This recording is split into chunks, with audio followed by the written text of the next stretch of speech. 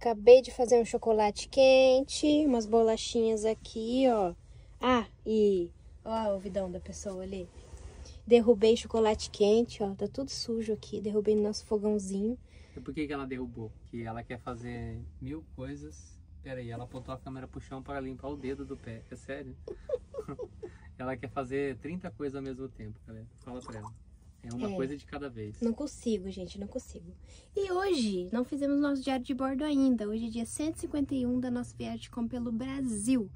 E ontem fomos na Expo Motorhome, era o último dia. Ficamos o dia inteiro lá, das 10 às 5 da tarde, caminhando. Acho que a gente caminhou ontem por uma semana, né? Batemos a nossa meta dos 10 km. Sim.